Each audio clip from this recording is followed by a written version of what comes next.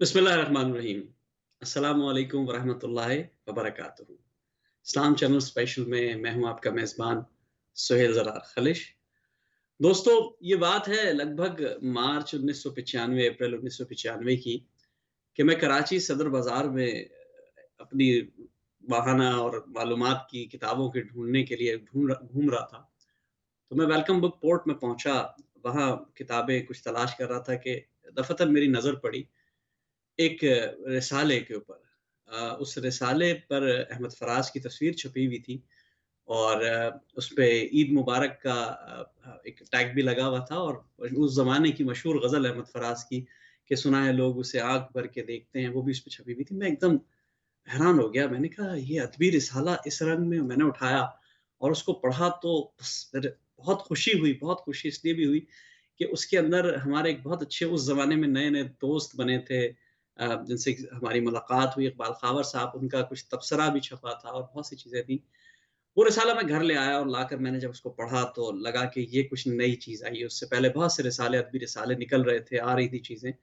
लेकिन इस रिसाले में कुछ दम था। मैंने कहा चलो ट्राई करते हैं। मैंने उस पे तबसरा लिखा कुछ थोड़ा-सा, एक अपनी ग़ज़ल लिखी जो इससे पहले कहीं नहीं भेजी थी और ना हम ज़ाहिर है उस वक़्त एक बिल्कुल तालिब इल्म थे, अभी भी तालिब इल्म हैं और इधर-उधर अपने तौर पे नशिस्तें करते थे और औजे कमाल साहब के नाम लिख कर उसको भेज दिया और सोचा कि चलिए जनाब अब तो और 50 जगह चीज़ें भेजी जाती हैं, कौन-सी कहाँ होती हैं। लेकिन बहुत खुशगवार हैरत उस वक़्त हुई जब उसका परवीन शाकिर नंबर छपा, ये वाला जो मेरे हाथ में है, और इसमें मैंने देखा कि मेरी ग़ज़ल भी छपी है और मेरी वो जो थोड़ी-सी मुख्तसर रुदात थी वो भी छपी है और पहली दफ़ा कहीं अपनी ग़ज़ल देख के जो खुशी हुई, उसका अंदाज़ा ज़ाहिर है मैं ही कर सकता हूँ।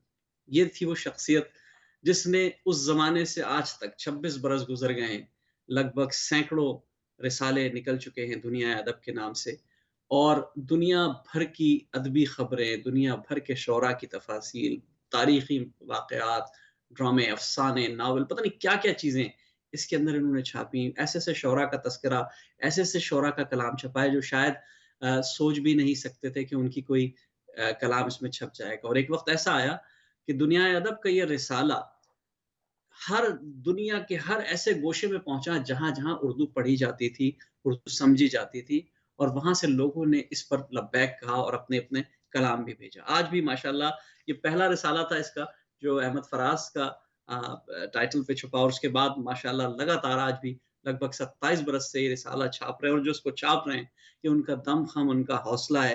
वो इतनी बड़ी कदावर शख़्सियत हैं, माशाअल्लाह वो प्रोफ़ेसर हैं, डॉक्टर हैं, उन्होंने सहाफ़त में पीएचडी किया है। इस वक़्त भी जो है वो शोबा अब्लाग़ आम्मा वफ़ाक़ी उर्दू यूनिवर्सिटी से इनका ताल्लुक़ है, वहाँ के यूनिवर्सिटी के चेयरमैन भी हैं, पढ़ाते भी हैं, अदबी हवालों से भी ताल्लुक़ है। एक बहुत बड़ी शख़्सियत के वो साहबज़ादे भी हैं।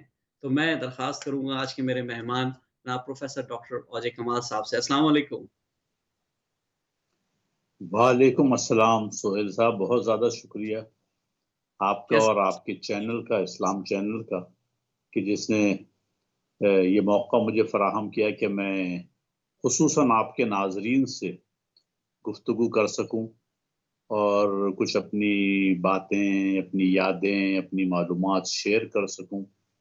और जब आपने ये सारा ज़िक्र किया तो मैं आज से 25, 26, 27 साल पीछे चला गया और ये जी, सोचने लगा कि जब मैंने दुनिया अदब का आगाज़ किया था, तो किस यकीन के साथ किया था कि मैं इस मैगज़ीन को ना सिर्फ़ कामयाबी से चला लूँगा, हुँ, बल्कि एक वो वक़्त आएगा कि हर तरफ बल्कि चहारसू जो है, दुनिया अदब का डंका बज रहा होगा। ये मेरे अंदर का वो यकीन था, जिसकी जी, बुनियाद पर मैंने ये मैगज़ीन शुरू किया और ये बात भी सुनकर आपको हैरत होगी कि मैं बराह रास्त अदब का आदमी नहीं था।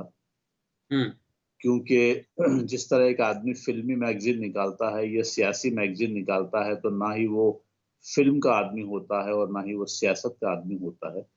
जी, इसी तरह मैंने सिर्फ़ अदब का मैगज़ीन निकाला और इसलिए कि अदब मेरे घर में था, मेरे हुँ, वालिद की तरबियत थी और उठना-बैठना किताबों में होता था। तो ये जो आज आपने इस वक़्त मुझे अहमद फराज साहब का पहला पर्चा दिखाया है, تو میں آج 25-26 سال پیچھے یادوں میں چلا گیا. کیا بات ہے. میں آپ کو شکریہ ادا کرتا ہوں کہ آج آپ نے مجھے موقع دیا. مجھے یقین ہے کہ ہماری جو ابھی گفتگو ہوگی اس میں بہت ساری یادیں جمع ہوں گی, بہت ساری باتیں ہوں گی. آپ پلیز سوالات کیجیے. شکریہ کی جو بات آپ کر رہے ہیں, آپ یقین کیجئے اوج بھائی, آپ کو تو میں اوج بھائی کہتا ہوں, آپ ظاہر دنیا کے لیے پروفیسر ڈاکٹر سب کچھ ہوں گے, لیکن آپ نے جس شفقت سے ہم اس وقت کے جتنے بھی نوجوان جو شعر کہہ رہے تھے, ٹوٹے پھوٹے الفاظ جمع کر رہے تھے, آپ نے آج ان میں سے بہتوں کو شاعر بنا دیا, بہتوں کو بڑا بڑا ادیب بنا دیا, بہتوں کو جو بڑا کام ہو گیا اس پہ. چلیے ہم اس پہ تو بات کریں گے. میں تھوڑا سا پیچھے چلتا ہوں, جیسے آپ نے کہا ماضی کی ہم بات کریں. 1995 میں دنیا ادب مارچ میں پہلا رسالہ آتا ہے, لیکن اس وقت بھی ظاہر ہے اس وقت سوشل میڈیا وغیرہ نہیں تھا, تو لوگ کتابوں کی طرف رغبت رکھتے تھے, پڑھتے تھے, رسائل بھی نکلتے تھے, مختلف جریدے آتے تھے, سب کچھ ہوتا تھا, بہت سے ادبی رسالے نکل رہے تھے. لیکن آپ نے اس وقت کیوں سوچا کہ نہیں, مجھے بھی ایک ادبی رسالہ نکالنا چاہیے, میں کوئی نئی چیز کر دوں گا, میں کوئی نیا اس کے اندر کمال دکھا دوں گا, یا اب جو ادبی رسالے نکل رہے ہیں اس میں تو بس ایسی روایتی جگل بندی ہو رہی ہے, روایتی چیزیں ہی ہو رہی ہیں, کوئی خاص کام نہیں ہو رہا. آپ نے کیا سوچا تھا, اس رسالے کو نکالنے کا مقصد کیا تھا؟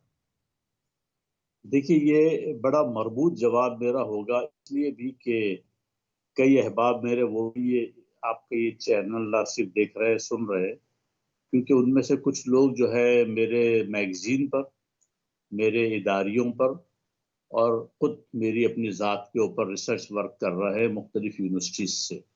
تو آج میں نے ان کو خاص طور پہ کہا تھا کہ آپ یہ پروگرام ضرور دیکھیے گا, کیونکہ میں پھر بہت ساری باتیں جو میں نے آپ لوگوں سے کی ہیں, ہو سکتا ہے کچھ مزید اس میں اضافے کے ساتھ کچھ باتیں سننے کو آپ کو ملے. دیکھیے 1995 کا جو وقت تھا وہ اردو شعر و ادب کے حوالے سے انتہائی سنہری دور تھا. یعنی وہ تمام سینئرز جن کے نام سے اردو زبان و ادب زندہ ہے وہ سب حیات تھے جی, اور ان کے ساتھ ساتھ سارے ادبی رسائل بھی تھے, اور ادبی رسائل بھی زندہ تھے, ان کے پڑھنے والے موجود تھے, اور ان کی بڑی بات تھی وہ رجحان ساز ادبی رسالے تھے. اب فنون بھی نکل رہا ہے, نقوش بھی ہے, اوراق بھی ہے, تخلیق بھی ہے, سیب بھی ہے, اور اس کے ساتھ ساتھ اور بہت سارے ادبی رسالے ہیں وہ جاری ہیں. اور ایسے میں جناب مجھ پر ایک قناص طاری ہوتا ہے کہ میں ایک ادبی رسالے کا آغاز کروں. اچھا اب میں کیوں کرتا ہوں یہ, ایک وہ تحقیق کے طالب علم جو سوالات کرتے ہیں کہ آپ کو کیا تکلیف ہوئی, آپ کو کیا پریشانی ہوئی, آپ نے پرچہ کیوں نکالا. دراصل میں نے جب میں ماسٹرز کر رہا تھا ماس کمیونیکیشن میں, تو اس وقت میرے ذہن میں اپنے گھر میں ادبی رسائل دیکھتا تھا, وہ باقاعدگی سے آتے رہتے تھے. تو ایک دن یوں ہی بس مان خیال آیا کہ ان کو ذرا تحقیقی نگاہ سے دیکھا جائے. اور پھر اس کے بعد میں نے کئی رسالے میز پہ رکھے اور ایک کے بعد دیگرے میں دیکھتا چلا گیا, کیونکہ ادب میرا شعبہ نہیں تھا. میں پالیٹکس پہ لکھتا تھا, کالم لکھا کرتا تھا امن اخبار میں اور نوائے وقت اخبار میں. صحیح. اب جب میں پرچے اٹھاتا جا رہا ہوں اور دیکھتا جا رہا ہوں تو میں سوچتا تھا کہ بھئی ایک فہرست ہے, پھر اس کے بعد ایک ایڈیٹوریل ہے, پھر ایک حمد ہے, حمد کے صفحات ہیں, نعت کے صفحات ہیں, مضامین کے صفحات ہیں, کچھ تنقیدی مضامین کے صفحات ہیں, پھر کچھ افسانے آ جاتے ہیں, پھر 10-20 غزلیں آ جاتی ہیں, پھر کچھ کتابوں پہ تبصرے آ جاتے ہیں, اور پھر قارئین کے خطوط آ جاتے ہیں, اور رسالہ بند. اچھا اب ایک رسالہ اٹھاؤں فنون تو بھی وہی, سیپ وہ بھی وہی, اوراق وہ بھی اسی طرح, نقوش وہ بھی اسی طرح, تخلیق وہ بھی اسی طرح, یعنی کہیں کوئی ورائٹی نہیں. پھر دوسری بات یہ کہ ایسا لگتا تھا کہ بلیک اینڈ وائٹ, ادیبوں کی زندگی بلیک اینڈ وائٹ ہے, ادیبوں کو کوئی کلر میں شائع نہیں کرتا تھا. یہ میرے ذہن میں سب سے پہلے تو یہ آیا کہ ٹائٹل اس کا رنگین ہونا چاہیے, پہلی بات. دوسری بات یہ کہ حیات شعرا کو لوں گا, حیات ادیبوں کو لوں گا, جو مرحوم ہیں ان کو میں ٹائٹل پر نہیں لوں گا. یہ میری اس وقت کی پالیسی ہے, تاکہ حیات ادیب کو اس کی زندگی میں خراج تحسین بھی مل جائے. یہ سوچ کر کے میں نے, اچھا پھر تیسری چیز یہ تھی کہ اس مہینے کا سب سے بڑا واقعہ ادب میں کیا ہے, وہ میرا ٹائٹل ہوگا. تو احمد فراز صاحب کو 1995 میں سندھ گورنمنٹ نے ڈاکٹریٹ کی اعزازی ڈگری دی تھی, جی یہ جو ہے مین ایونٹ تھا 1995 فروری کا، اور اس کو میں نے مارچ کے شمارے میں، جبکہ عید الفطر بھی آ رہی تھی، تو میں نے ان کی ٹائٹل تصویر لگائی اور ان کی مشہور زمانہ غزل مسلسل جو ہے سنا ہے لوگ اسے آنکھ بھر کے دیکھتے ہیں، وہ شائع کی، اور ان کی تصویر کے بعد پھر میں نے از خود جا کر کے اسٹالز پر رکھا، اور آپ یقین جانیے کہ پھر اور پورے کراچی میں نے اشتہارات تقسیم کیے کہ ایک نئے رسالے کی آمد ہے اور یوں ہے، اور میں نے بہت محنت کی، نو ڈاؤٹ۔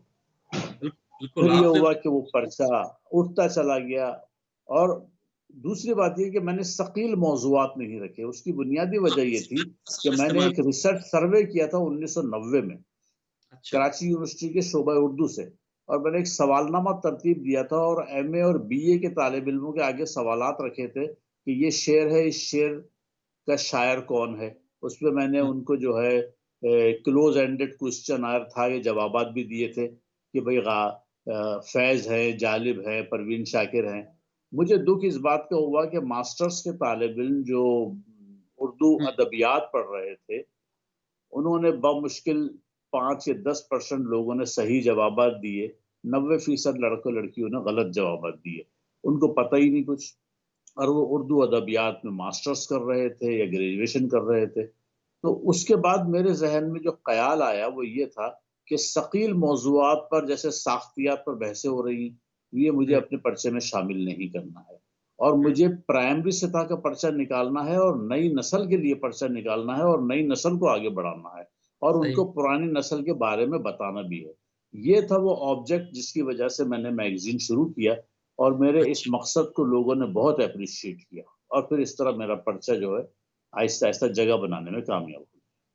اچھا، کیونکہ بہرحال آپ نے جیسے کہا کہ براہ راست ادب کے آدمی نہیں تھے، آپ کا شعبہ صحافت تھا، آپ لکھ بھی رہتے، کالم بھی لکھ رہے تھے، مختلف چیزیں تھی، تو کہیں کیونکہ ظاہر ہے آپ کا ایک فیملی بیک گراؤنڈ ہے ادب کے حوالے سے، آپ کے والد صاحب اردو ادب کے نمایاں اور حساس شاعر ہیں، حمایت علی شاعر صاحب، بہت بڑا نام، اس وقت بھی ان کا طوطی بولتا تھا، بعد میں بھی، اور اب بھی الحمدللہ ان کی جو چیزیں ہیں وہ جی سامنے آ رہی ہیں اور لوگ اس پہ کام کرتے ہیں، اس کو پسند کرتے ہیں، چند ایک شعرائی ہے جو اس حد تک شہرت کی بلندیوں پہ پہنچے، تو کہیں یہ تو نہیں تھا کہ اس ادبی رسالہ نکالنے میں ایک یہ بھی عنصر شامل تھا کہ کیونکہ والد صاحب تو شاعر ہیں ہی، اور بہت اچھی تعلقات بھی ہیں لوگوں سے ہیں، بہت اچھے مراسم بھی ہیں، بہت اچھا میرا آنا جانا بھی ہے، اور آپ کو سب بچپن سے جانتے بھی ہیں، تو آپ کو اچھا فیڈ بیک بھی ملے گا اور سپورٹ بھی ملے گی۔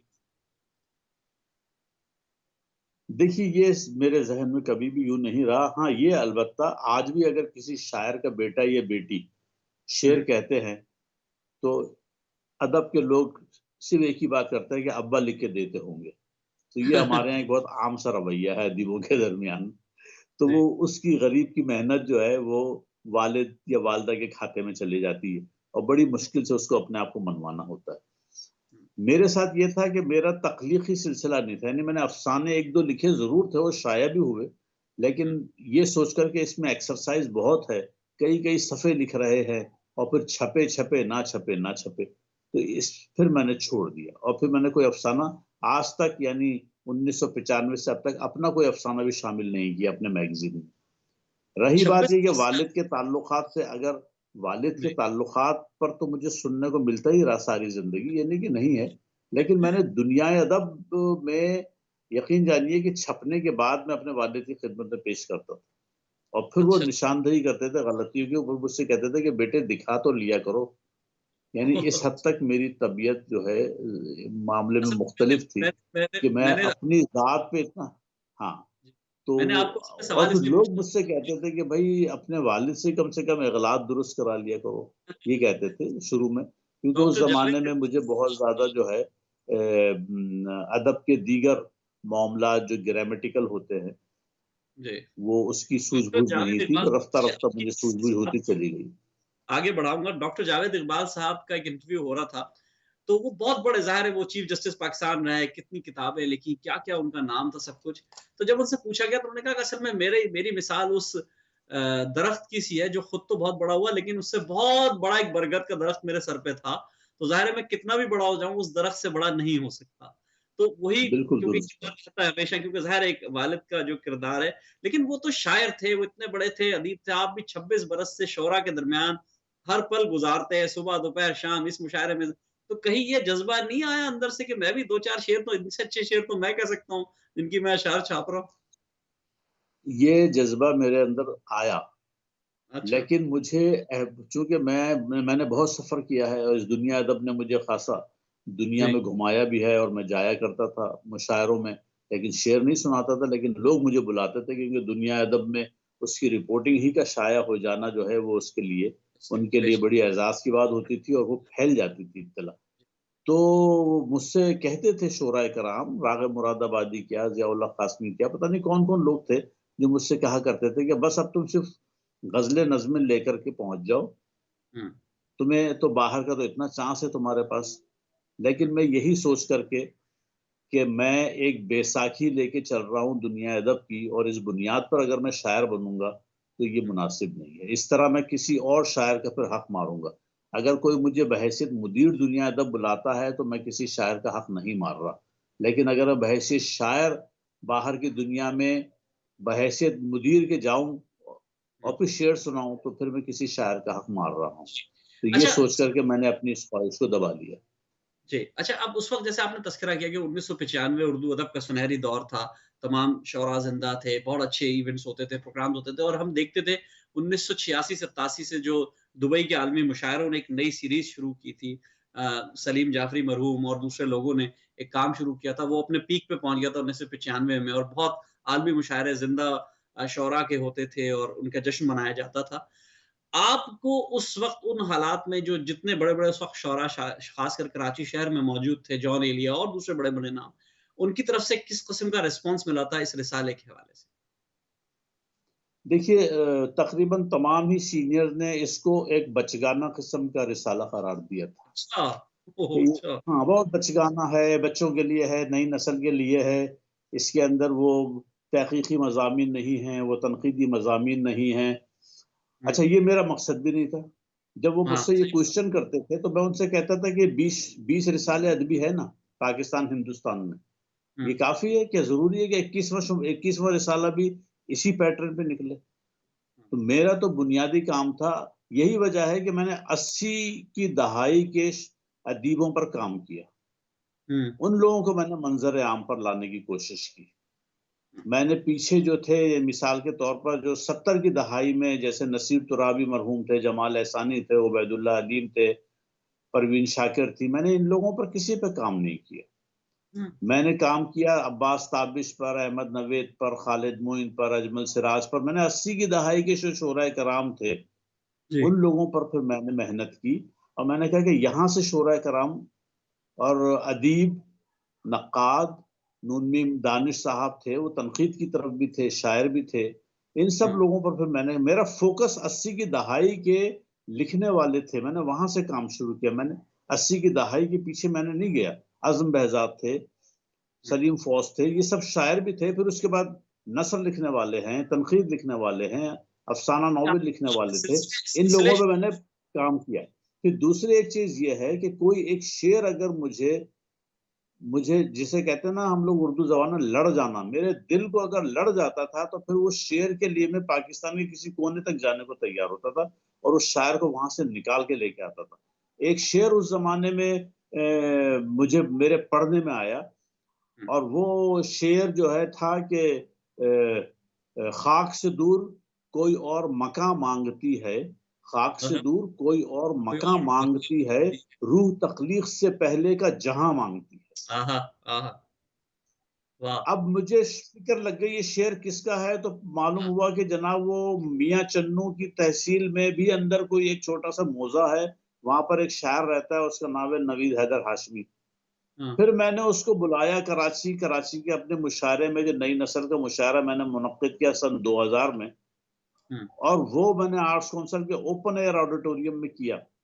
اور اس لڑکے نے آ کے پاکستان بھر کے شعراء کرام میں نے بلائے تھے. وسیع شاہ کو پہلی دفعہ کراچی میں نے ہی بلایا تھا، وہ آئے تھے، اور اس نے وہاں پر وہ مشاعرہ لوٹا اس لڑکے نے. تو مجھے شعر کی جو پرکھ اور تفہیم کا معاملہ ہے وہ میرا اتنا مضبوط ہے کہ میں شعر جب کسی کا پڑھتا ہوں اور جب مجھے ایک دم ایک بس یوں سمجھتے ہیں کہ مجھے ایک احساس ہوتا ہے تو میں اس کو آگاہ کر دیتا ہوں کہ یہ تمہارا آٹوگراف شعر ہے، یہ تمہارا سگنیچر شعر ہے، یہ تمہاری پہچان اور شناخت شعر ہے، اس کو باہر نکالو، یہ نکلے گا۔ پھر وہ لوگ بھی تھوڑا خیال کرتے ہیں اور میں بھی بہت کوشش کرتا تھا۔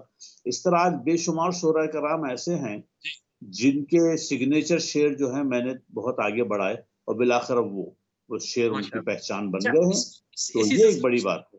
اسی سلسلے کو آگے بڑھاتے ہیں آپ کے، کیونکہ میں آپ کا میگزین پڑھتا نہیں تھا، رٹتا تھا۔ مطلب میں جب تک میں کراچی میں 1996 تک رہا، اس کے بعد آنے کے بعد پھر آپ کے میگزینز مجھے بعد میں بھی ملتے رہے اور میں سلسلے میں پڑھتا رہا۔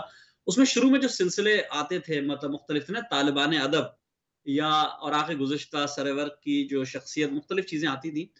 جو طالبان ادب تھا جس میں بے تحاشا سوالات اور پتہ نہیں کہاں کے 1928 کا کوئی سوال تو کوئی 1832 کا سوال تو کوئی فلاں شاعر، یہ سارے سوالات کے جوابات کیا آپ خود دیتے تھے؟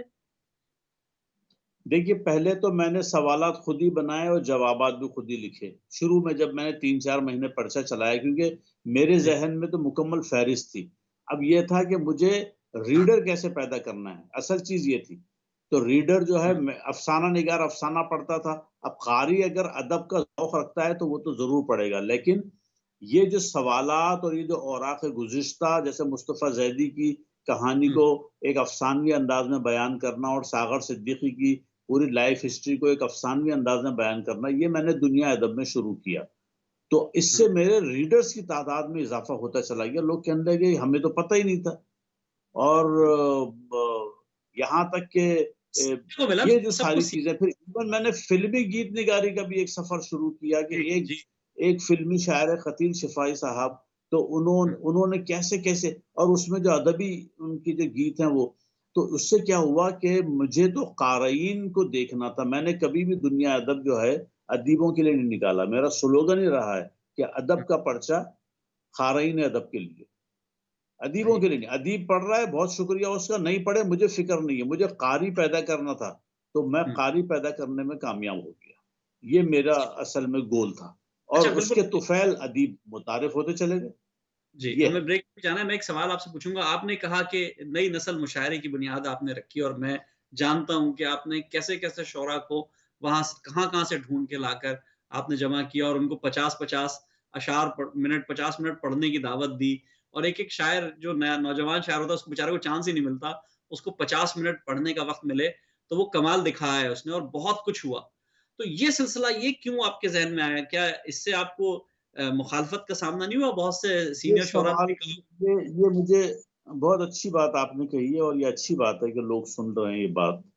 مجھے یہ خیال اس لیے آیا کہ میں محسوس کرتا تھا کہ ایک شاعر وہ گھر سے نکلتا تھا، بس کا انتظار کرتا تھا، بس پکڑتا تھا، پھر مشاعرہ گاہ پہنچتا تھا، اور وہ چونکہ نوجوان ہوتا تھا تو جلدی اس کو بلا لیا جاتا تھا، اور پھر وہ آخر تک بیٹھا بھی رہتا تھا، اور جتنی دیر یعنی اس کا بیٹھنے کا دورانیہ زیادہ ہوتا تھا، لیکن شعر سنانے کا دورانیہ بمشکل 5 منٹ سے 10 منٹ ہوتا تھا۔ اس میں اس نے اگر ایک غزل سنا دی اور اگر وہ غزل کامیاب ہوگی تو دوسری غزل سنا دے گا، اور بعض اوقات شعراء کی تعداد اتنی ہوتی تھی کہ صاحب صدر ٹوک دیا کرتے تھے کہ بھائی ایک ہی غزل سنائیے۔ اب ایک آدمی ایک شاعر جو ہے مشاعرے کے لیے 5 گھنٹے 4 گھنٹے ضائع کرتا ہے، 4 گھنٹے اس کے صرف ہوتے ہیں، اس کے پیچھے اس کی توانائی صرف ہوتی ہے، اس کا پیسہ صرف ہوتا ہے، اس کا وقت برباد ہوتا ہے، اور اس کے طفیل ظاہر ہے کہ اس کا کیتھارسس ہے، اس نے شعر تو سنانا ہے، اس کے لیے وہ صرف 10 منٹ، صرف 5 منٹ اور 2 غزلیں یا 1 غزل، یہ مجھے تھوڑا سا ایسا لگتا تھا کہ یہ جو نوجوان آ رہے ہیں ان لوگوں کو بھرپور سنانا چاہیے تاکہ پتہ تو چلے کہ ان کے موضوعات کیا ہیں۔ اچھا اوج بھائی، سوری میں آپ کو یہاں روکوں گا، اسی سلسلے کو اسی جواب سے ہم آپ سے لیں گے، لیکن ہم ایک چھوٹے سے ایک بریک پہ جا رہے ہیں۔ دوستو بہت شاندار گفتگو چل رہی ہے، تاریخ کے حوالے بھی آ رہے ہیں، مستقبل کی باتیں بھی ہو رہی ہیں، ایک ایسے رسالے کی بات ہو رہی ہے جس نے دنیائے اردو ادب کو ایک نئی روشنی فراہم کی، ایک نئی قوت فراہم کی۔ ہمارے ساتھ موجود ہیں پروفیسر ڈاکٹر اوجے کمال صاحب۔ وقفے کے بعد ان سے پھر گفتگو کا سلسلہ جاری رکھیں گے۔ السلام علیکم ورحمۃ اللہ وبرکاتہ۔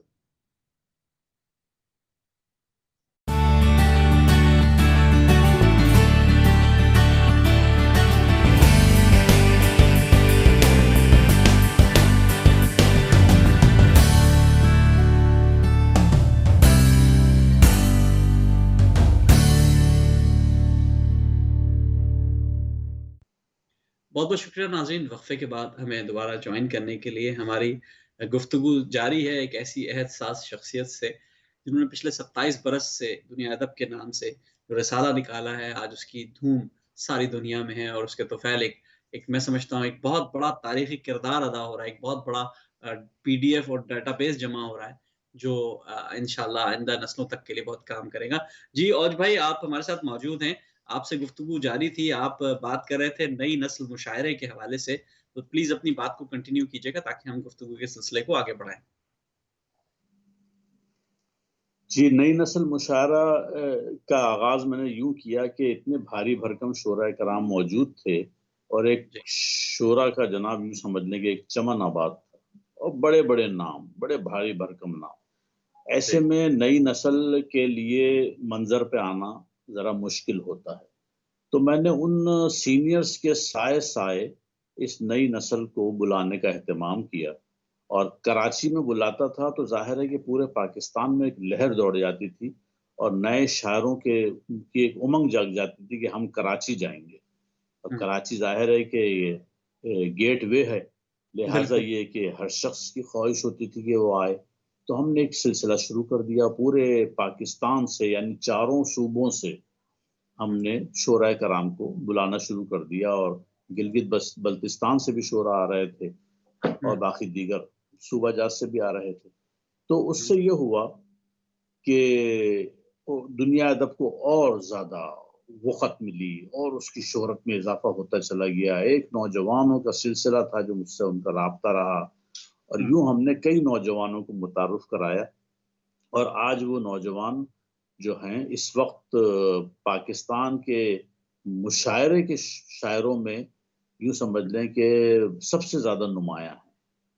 صحیح صحیح نام کسی کا کیا لوں، بہت جی سارے صحیح، شعراء کرام ہیں کہ جی جو آئے، جن کو میں نے پھر اس کے بعد ان لوگوں کے ساتھ میں نے شاموں کا ایک سلسلہ شروع کیا۔ صحیح، تقریباً 74 شامیں مکمل کر چکا ہوں، 75ویں شام اس سال ماشاء دسمبر کے اینڈ میں کر دوں گا۔ اس طرح پاکستان کے 75 سال ہو جائیں گے، اور دنیا ادب کی 75ویں شام بھی ہو جائے گی۔ تو کیا یہ بات ہے، میں کیا کروں گا۔ تو نئی اچھا، نسل اصل میں میرا مقصد تھا، میں اس میں کامیاب رہا، اور بہت سارے نئی نسل کے شعراء کرام بھی متعارف ہوئے، اور اس کے ساتھ ساتھ افسانہ نگار بھی متعارف ہوئے، اور کچھ نقاد بھی متعارف ہوئے۔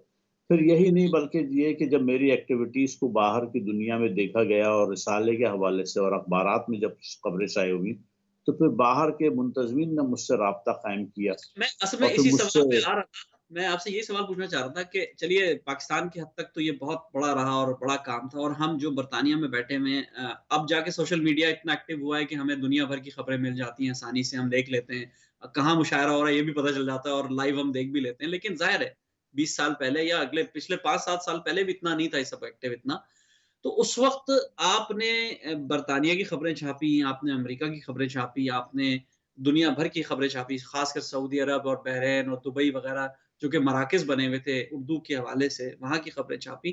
تو آپ کیسے اس کو مینج کیسے کرتے تھے؟ کیونکہ ظاہر ہے ٹریول تو آپ کر نہیں رہے تھے، آ جا نہیں رہے تھے، تو پورا وقت مانگتی تھی یہ چیز، تو کیسے مینج کیسے کرتے تھے بیرون ملک کو خبروں کو، اور کیسے فرق کرتے تھے کہ کون سی خبر جینون ہے اور کون سی نہیں ہے؟ میں بیرون ملک کے جو اردو اخبارات تھے اس کے لیے میں مختلف لائبریریز میں جاتا تھا، اور اچھا، یہاں پر ایک لائبریری ہے PIIA کے نام سے، Pakistan institute of international affairs, وہاں پر ساری دنیا کے اخبارات آتے تھے۔ تو وہاں اس لائبریری کا میں نے فوراً ممبرشپ اختیار کی، اور میں وہاں جا کے بیٹھ جاتا تھا، اور انگریزی اور اردو کے اخبارات میں جہاں کہیں مشاعرے کی یا تقریب رونمائی کی یا شاعری کے حوالے سے یا کسی کا انٹرویو کچھ ہوتا تھا، میں وہاں سے اپنے رپورٹس کر کے لے آتا تھا، اور پھر اس سے میں ان کی خبریں بنایا کرتا تھا، اور ان کی شاعری بھی چھاپتا تھا، ان کے انٹرویوز میں سے کام کی باتوں کو خبریں بنا کر کے اس میں چھاپتا تھا۔ تو لوگ بڑے حیران ہوتے تھے کہ یہ کہاں کہاں سے تم کس طرح جمع جی کر لیتے ہو۔ دیکھیے، صحیح محنت بات، کرنی پڑتی ہے اور اپنے راستے تلاش کرنے پڑتے ہیں۔ اب وہاں پہ PIIA میں صرف وہی لوگ جاتے تھے جنہوں نے انٹرنیشنل ایڈیشنز کے طالب علم تھے، یا بیوروکریٹس، یا سفرا، یا وہ لوگ آیا کرتے تھے۔ تو میں ظاہر ہے کہ وہاں سارے اخبارات آتے تھے غیر ملکی۔ لندن کا جنگ اخبار جو تھا وہ بھی مجھے مل جاتا تھا، تو میں وہیں سے خبریں نکال لیا کرتا تھا، اچھا ہوتا تھا۔ تو اس طرح میں انگلینڈ سے کئی شعراء کرام کے گوشے میں نے شائع کرنے شروع کیے، اب ان سے جب میرا رابطہ ہو گیا اور وہ خطوط کا سلسلہ ہوا تو پھر مجھے جناب ڈاک میری اتنی بھر بھر کے آنے لگی، انگلینڈ سے کیا، ہالینڈ سے کیا، اسکینڈینیویا کنٹریز سے کیا، اور پورا یورپ، امریکہ، برطانیہ، ہر ایوری ویئر جو نا یہ. اور میں نے ان کو اس کا گوشہ بنایا کہ ادب دیار غیر میں کے نام سے میں نے گوشے شروع کر دیے. تو اس طرح کیا ہوا کہ باہر کے دیگر ممالک میں اور یورپین کنٹریز میں سب جگہ میری شناخت ہو گئی اور لوگ دنیا ادب منگوانے لگے اور میں یہاں سے دنیا ادب بھیج دیا کرتا تھا. پھر اس کے بعد یہ کہ میں نے دوسرا ایک یہ سلسلہ شروع کیا کہ شہر کا نمائندہ شاعر کون ہے. اب وہاں تو اگر کوئی جس نے 5 غزلیں لکھی وہ بھی نمائندہ ہونے کا دعوے دار ہوتا تھا، اور جس نے 50 غزلیں لکھی ہوئی ہیں وہ بھی نمائندہ ہونے کا دعوے دار ہے. یہ ایک بڑا میرے لیے مشکل مرحلہ ہوا کرتا تھا. تو پھر میں نے ظاہر ہے کہ انٹرویوز کا ایک سلسلہ شروع کیا نئی نسل کا بھی، اور پھر ان میں سے دیکھا کہ ابھی بھی میرے پاس اتنا زیادہ پریشر ہے، لوگ چاہتے ہیں کہ میں ان کا انٹرویو چھاپوں، ان کی کلر تصویریں چھاپوں. اور بھی آپ ون مین شو ہوتا تھا، جہاں تک میں آپ کے آفس بھی آیا ہوں، ریگل چوک کے آفس میں بھی میں آیا ہوں، میں نے دیکھا ہے. تو ون مین شو آپ ماشاءاللہ اتنا سارا کام اکیلے دنیا جہاں کی خبریں کلیکٹ کرنا، اس میں سے خبریں نکالنا. تو کچھ تو لوگ ہوں گے نا جو آپ کے معاونین ہوں گے، جن کو آپ کہیں گے کہ تھینکس، آپ کی وجہ سے میں نے ماشاءاللہ اس رسالے کو نکالا. کوئی نہیں، یہ میرا جنون تھا، بس یہ میرا جنون تھا اور کوئی نہیں تھا میرے ساتھ. میں دیکھیے میرے پرچے میں کسی کا نام نہیں لکھا ہوا ہے، میں نے بہت بعد میں پھر نائب مدیر کو رکھا. باقی یہ ہے کہ بس میں ہدایات دے دیتا تھا تو کرتا تھا. ادروائز ایک عرصے تک آپ کے پاس جو جتنے پرچے ہیں اس میں کہیں کوئی میں اس چیز کا قائل ہی نہیں ہوں، میں بیساکھیوں کا قائل نہیں ہوں. پہلی بات تو یہ. دوسری بات یہ کہ میں ڈکٹیشن کا قائل نہیں ہوں. پھر یہ کہ میں جو کرنا چاہتا ہوں وہ میری بات سمجھ ہی نہیں سکتا سامنے والا، تو پھر مجھے تھوڑی الجھن ہوتی تھی.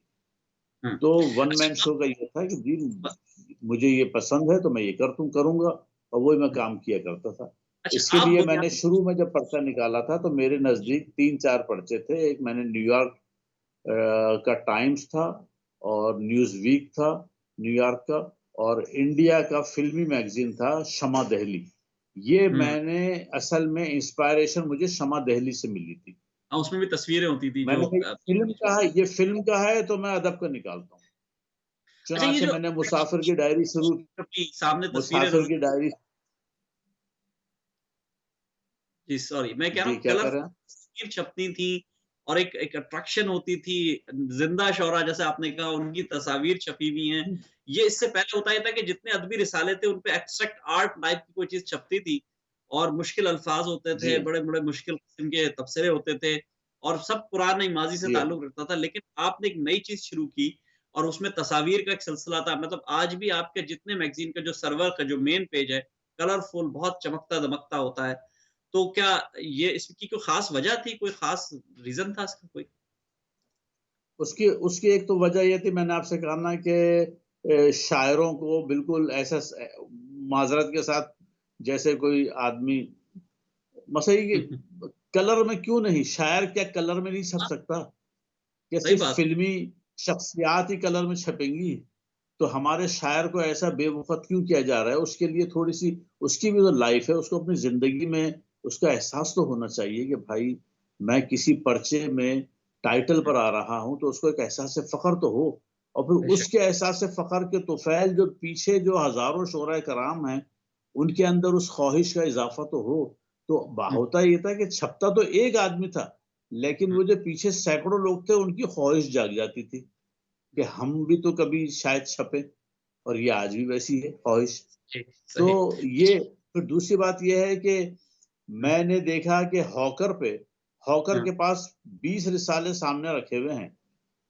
اب ریڈر کی نگاہ جو پہلے پڑے تو وہ کس پہ پڑنی چاہیے تاکہ وہ پرچہ اٹھائے؟ تو پہلا مرحلہ جو ہے وہ ٹائٹل کا ایسا متاثر کن ہونا ہے، بعد میں وہ پڑھے کہ اندر کیا ہے. تو وہاں میں نے سوچا کہ نہیں، پہلا میگزین میرا اٹھایا جائے. اب کوئی بھی آدمی آ رہا ہے، وہ ہاکر کے اسٹال پہ کھڑا ہوا ہے اور اس کے بعد وہ دیکھ رہا ہے کہ مجھے ادب کا کون سا پرچہ اٹھانا ہے. تو میرا پرچہ بولتا تھا، اس کی شکل بولتی تھی. جیسے آپ نے کہا کہ میں وہاں گیا، ویلکم جی بک بورڈ بالکل پر، یہی اور پھر بات اس کے صاحب. بعد وہاں میں نے، ہے نا، تو یہ میرا ریڈر جو ہے وہ پہلا، اچھا میں خود جا کر کے دور کھڑے ہو کے یہ دیکھا کرتا تھا شروع میں، کئی مہینے میں دیکھتا رہا کہ یہ ان کی نگاہ انتخاب.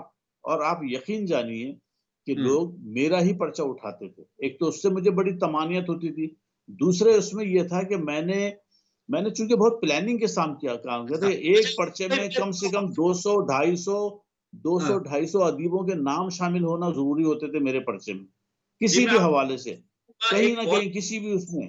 تو اس میں یہ ہوتا تھا کہ ایک شاعر آتا تھا اور وہ اسٹال پہ کھڑے ہو کر کے وہیں ورق گردانی کرتا تھا، دیکھتا تھا کہیں میری تصویر تو نہیں ہے، کہیں اس میں میرا کہیں ایک سینٹی میٹر 2 سینٹی میٹر کا نام تو نہیں چھپا ہوا ہے.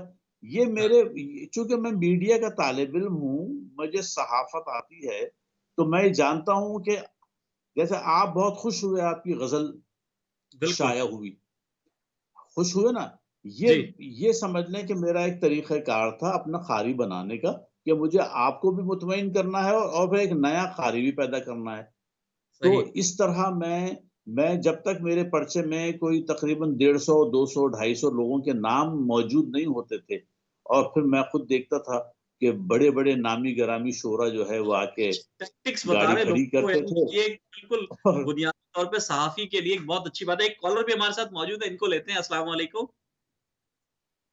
ہیلو، السلام علیکم. جی ہمارے ساتھ ایک کالر ہے. السلام علیکم.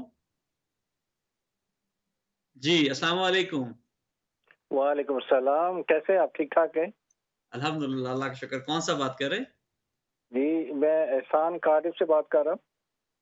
جی جی جی جناب، کیسے احسان صاحب؟ ٹھیک ٹھاک ہیں؟ خیریت سے ہیں؟ ٹھیک کیا ٹھاک، کہیں؟ ماشاء اللہ آپ کا پروگرام بہت ہی اچھا ہوتے ہیں، کبھی شاعر لے کے آتے ہیں، کبھی راکے لے کے آتے ہیں، مگر حالات جو میں نے دیکھا ہے کافی عرصے سے کارڈف میں، اردو پیپر بڑی مشکل سے ملتا ہے. یہ لوگوں نے پڑھنا چھوڑ دیا ہے. پورے کارڈف میں ایک شاپ پہ ایک پیپر ملتا ہے. تو میں نے بھی ایسا چھوڑ دیا. ایسا کیوں ہے؟ ہم کیوں لوگ بہت اتنے اچھا آپ نے سوال ریز کیا، اور ہمارے درمیان استاد موجود ہیں. یہ اس پر کمنٹس بھی کریں گے، اس پہ تبصرہ کریں گے، اور میرا سوال بھی اس میں شامل کر لیں اگر کہ آپ، کیونکہ اوج بھائی آپ بہت بہت شکریہ احسن صاحب آپ کی کال کا. اوج بھائی کیونکہ آپ بہرحال صحافت سے آپ کا تعلق ہے، آپ کی فیلڈ وہی رہی، سب کچھ رہی. اب اس وقت جو اردو زوال، ظاہر ہے برطانیہ میں تو ہم اس کا رونا بہت کم ہی روئیں گے، ظاہر ہے زیادہ نہیں رو سکتے، لیکن جیسے انہوں نے کہا کہ کارڈف میں نہیں، ایک دور تھا رسالے ایک مل جایا منٹ، کرتے. جی تکلیف دہ بات یہ ہے کہ دوسری اقوام جو ہے نا، وہ ہر طرح کے پیپر ملتے ہیں، ہر شاپ پہ ملتے ہیں. ہماری پاکستانی سب شاپ پہ ملتے ہیں ان کے. ہمارے اردو پیپر سوائے جان کے ایک پیپر پورے شہر میں، اتنی تکلیف ہوئی ہے. میں نے بھی ایسے جب بھی جاتا ہوں وہ ملتا ہی نہیں ہے. وہ کہتے ہیں ہم ٹھیک ایک ہی رکھتے ہیں، پتہ بہت نہیں جان شکریہ بوجھ سر، کے. کیونکہ نہیں وقت کی قلت ہے. میں آپ سے پھر اس پہ ہم ضرور کریں گے. ہم اوج بھائی موجود ہیں، ان سے بھی اس پر جواب لیں گے. ایک تو آپ پورا عمومی تبصرہ کر دیے گا اوج بھائی. پاکستان میں بھی سچویشن اچھی تو ہے، ظاہر ہے وہاں کی قومی زبان ہے، سب کو اردو کی طرف جانا بھی پڑتا ہے. برطانیہ میں تو ہمارے مسائل دوسرے تھے، یہاں ہیں بھی، لیکن یہ کچھ رسائل کی کمی ہو رہی ہے، جرائد کمی ہو رہی ہے، اخبارات کم چھپ رہے ہیں. ایک زمانے میں یہاں ہزاروں کی تعداد میں اخبار چھپتے تھے، لیکن اب بالکل کم ہو گئے ہیں، یہاں نہیں پڑھتے لوگ. تو کیا سوشل میڈیا نے سب کو برباد کر دیا ہے، یا کوئی اور طریقہ ہے اس کا؟ نہیں، آپ نے بہت صحیح جواب دے دیا. ڈیجیٹل میڈیا یا سوشل میڈیا نے کہ اتنے زیادہ اثرات ہیں، اور چونکہ یہ اتنا افیکٹو ہے کہ وہ رسائل اور اخبارات جو افیکٹو ہوا کرتے تھے وہ بھی اپنی جگہ بنانے میں اب کامیاب نہیں ہو رہے ہیں. یعنی پاکستان کا جو بڑے سے بڑا اخبار، جس کا بھی کوئی نام آپ کے ذہن میں جو بھی ہو سکتا ہے، اس کی بھی سرکولیشن گھٹ کے جو ہے، جو 100% تھے وہ 20% پر آ گئے ہیں.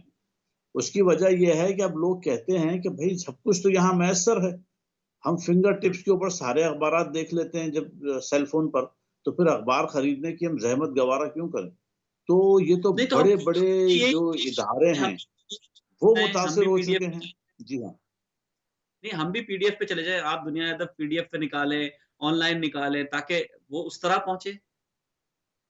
نہیں، میں پی ڈی ایف پہ نکالنے کا قائل اس لیے نہیں ہوں کہ جس دن میں نے پی ڈی ایف پہ نکالا میں اپنا رسالہ بند کر دوں گا. اس لیے کہ اچھا. پی ڈی ایف تو ایک مفت کی سروس ہے نا. آپ نے پڑھ لیا، میری پورے 30 دن کی محنت کو آپ نے پی ڈی ایف پہ دیکھ کے پڑھ لیا، تو مجھے کتنے رکعت کا ثواب ملا؟ مجھ سے لوگ کہتے ہیں آپ پی ڈی ایف پہ ڈال دیجیے. میں نے کیوں ڈال دوں بھائی؟ میں آپ جس طرح پہلے میرا میگزین خریدتے تھے اور پڑھتے تھے اس طرح ابھی بھی خریدیے اور پڑھیے تو میں یہ میگزین جاری رکھوں گا. ادروائز میں اب یہ ہزاروں کی تعداد میں چھپواؤں گا اور میں آج بھی چھپواتا ہوں, آج بھی میں ان کو پوسٹ کرتا ہوں, اور آج بھی لوگ پوسٹ کرنے کے بعد پھر مجھ سے سیل فون پر ہی رابطہ کرتے ہیں, لیکن میں اس طرح دینے کا قائل نہیں ہوں. اس لیے کہ یہ وہ لوگ دیں جو بڑے ادارے ہوں اور جن کے بجٹنگ جو ہے وہ کروڑوں روپے میں ہو, وہ لوگ کریں. یہ لوگ جو بیچارے 4,000 5,000 8,000 10,000 رسالے چھاپ رہے ہوتے ہیں, ان کی وہ اگر یہ چیزیں کرنے لگیں گے تو دیکھیے مفت ہاتھ آئے تو برا کیا ہے والی بات ہے, وہ ہو جائے گا. ہم اپنی پیچھے جتنے بھی ہمارے 250 300 پرچے ہیں, ہم ان کو پی ڈی ایف بنا رہے ہیں, لیکن ہم ان کو آرکائیو میں ڈال رہے ہیں. اب آپ کو دیکھنا ہے, ریسرچ کرنی ہے, اپنی اپنی چیزیں دیکھنی ہے, چھپی ہیں نہیں چھپی ہیں, وہ آرکائیو میں دیکھ لیں. لیکن پچھلے 1.5 سے 2 سال کی چیزیں نہیں ملیں گی آپ کو ہمارے, ہم نہیں دیں گے. ہم 2 سال کے وقفے سے چلیں گے, آگے کی طرف آتے رہیں گے, جیسے جیسے رسالے وہ پی ڈی ایف کی طرف جاتے رہیں گے, اور ایک طرح سے ہمارا آرکائیو بنتا رہے گا. آپ بہت 2019 2018 تک ہم چلیں گے. ہم نے کووڈ سے پہلے تک کے رسالے شامل کیے, لیکن کووڈ کے بعد نہیں کر رہے, اس لیے کہ ہم 1 سال اس وقت بڑھیں گے جب ہم 1 سال آگے خود بڑھیں گے. یہ ہوگا. اچھا سر, اس سے ورنہ تو ہمارا ادارہ ڈوب جائے گا. بس وقت کی قلت ہے, 7-8 منٹ رہ گئے. اب ہم دیکھ رہے ہیں کہ بہت بڑے پیمانے میں 2 سوالات ہیں. میں پہلا ایک سوال کروں گا اور چاہوں گا اس کا جواب لوں, پھر دوسرے سوال کی طرف آؤں گا. کہ مشاعرے تو ہو رہے ہیں بھرپور, پورے دنیا میں ہو رہے ہیں جناب, آن لائن بھی ہو رہے ہیں, اور پتہ نہیں کیا کیا نکل کے آئے ہیں. عالمی مشاعروں کی ایک سیریز ہو رہی ہے دنیا بھر میں. اپنے من پسند شعراء کو بلایا بھی جاتا ہے, اور اچھے شعراء کو بلایا بھی جاتا ہے. بہت اچھی طریقے سے ایک چیز ہو تو رہی ہے. اردو کی ترویج میں ان مشاعروں کا کتنا بڑا کردار ہے, اور ان سے کتنا فروغ پا رہا ہے, ذرا اس کا جواب دیجیے گا. دیکھیے مشاعرہ جو ہے ادب کے فروغ میں اہم کردار ادا کر رہا ہے, اردو کے فروغ میں نہیں کر رہا ہے.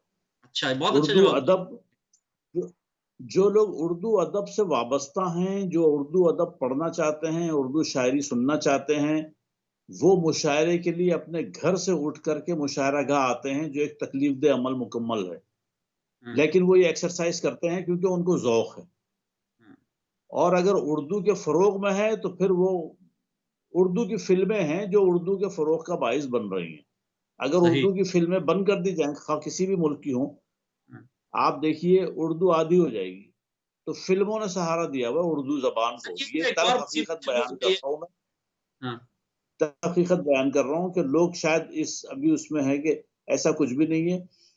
آپ کی اور میری نسل اردو پڑھ رہی ہے, میری اور آپ کے بعد کی نسل وہاں تو خیر آپ کے ممالک میں تو ہے ہی, خود پاکستان کے اندر جو ہے نوجوان نسل موجودہ جو ہے وہ اس کو اردو سے کوئی نہ محبت ہے, اور نہ ہی وہ اردو پڑھ رہی ہے, اور نہ ہی اردو کا فروغ ہو رہا ہے.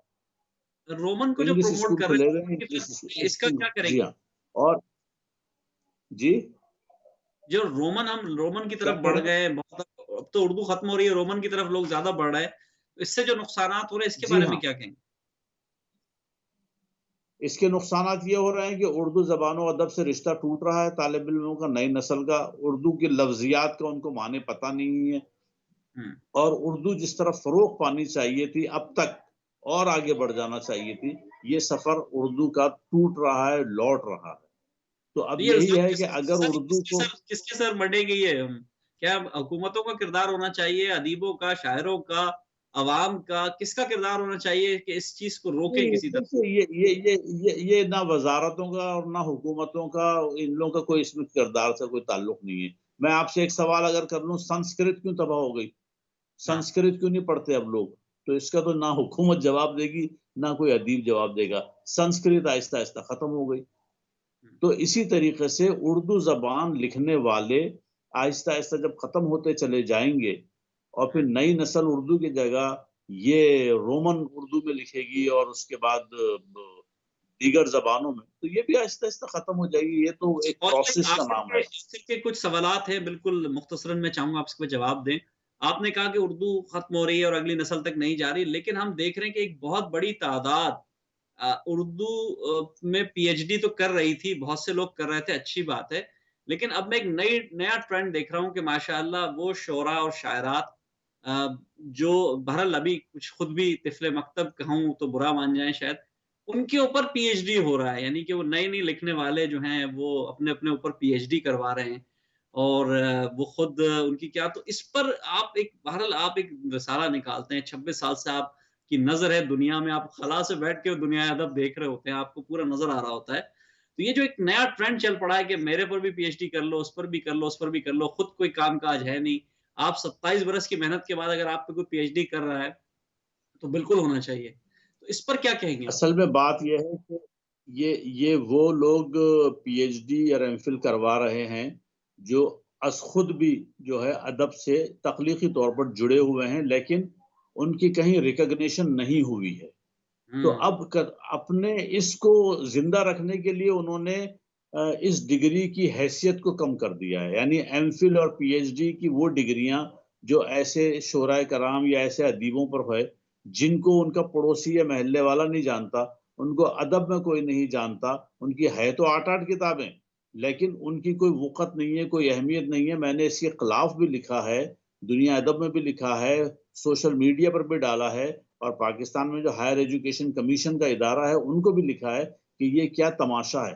لیکن بات ساری یہ ہے کہ اگر ایک استاد جو ہے شاعر ایک شعبہ اردو کا سربراہ ہے تو وہ یہ سمجھ رہا ہے کہ اگر میں نے، یہ تو تعلق باہمی کھیل چل رہا ہے، اس میں سوائے نقصانات کے کچھ بھی نہیں. میں نے ان کو یہ بھی لکھا تھا کہ آپ موضوعات پر جو ہے ایم فل کریں، پی ایچ ڈی کریں یا ایم اے کا تھیسس لکھوائیں، لیکن یہ شخصیات بنی نہیں ہیں اور ان کے اوپر ایم فل ہو رہا ہے. لیکن اس بات پر سب خفا ہوتے ہیں، سب کچھ ہے.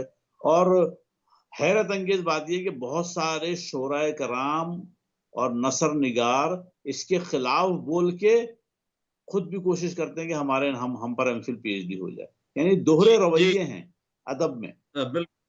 اپنا اوج بھائی بالکل، میرے پاس 2 منٹ رہ گئے. آخر میں ایک سوال پوچھوں گا اور چاہوں گا مختصر اس کا جواب دیں. 27 برس کا ایک سفر ہے، آپ نے پورا کام کیا، رسالے نکالے، 250-300 رسالے آپ نکال چکے ہیں، آپ اس میں جو ہے مختلف نمبرز بھی نکال چکے ہیں، سب کچھ کر چکے ہیں.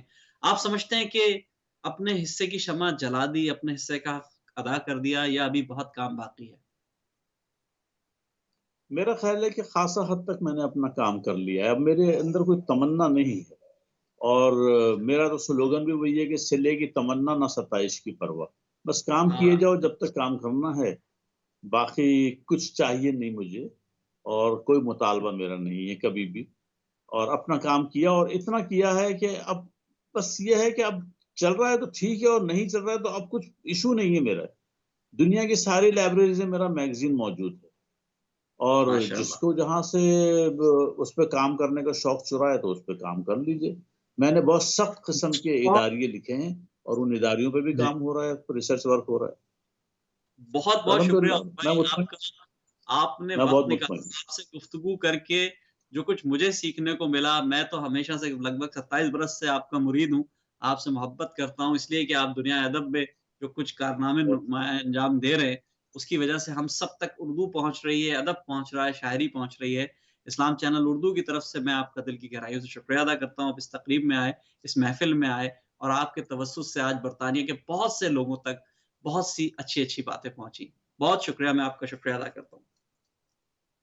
بہت زیادہ شکریہ آپ کا. ہمارے ساتھ پروفیسر ڈاکٹر اوجے کمال صاحب موجود تھے کراچی سے. آپ نے سنا کہ دنیا ادب کے نام سے جو وہ رسالہ نکالا کرتے ہیں، لگ بھگ 27 برس سے یہ رسالہ نکل رہا ہے جس نے پوری اردو دنیا کو اپنا اسیر کیا ہوا ہے. اور اس لیے بھی کہ اس کے اندر جس قسم کا علمی مواد اور جس طرح کا ادبی مواد چھپتا ہے وہ دنیا چاہتی ہے، پڑھنے والے چاہتے ہیں. تو ہمیں اپنے ان رسائل کی طرف، اس زبان کی طرف، اس اردو کی طرف دوبارہ لوٹنا ہوگا. رومن میں کرنے والوں کو تھوڑا سا سمجھانا ہوگا کہ نہیں، اردو پڑھیں، اردو پڑھنا بہت ضروری ہے. انشاءاللہ آپ سے اگلے ہفتے پھر ملاقات ہوگی. اپنا بہت خیال رکھیے گا. السلام علیکم ورحمۃ اللہ وبرکاتہ.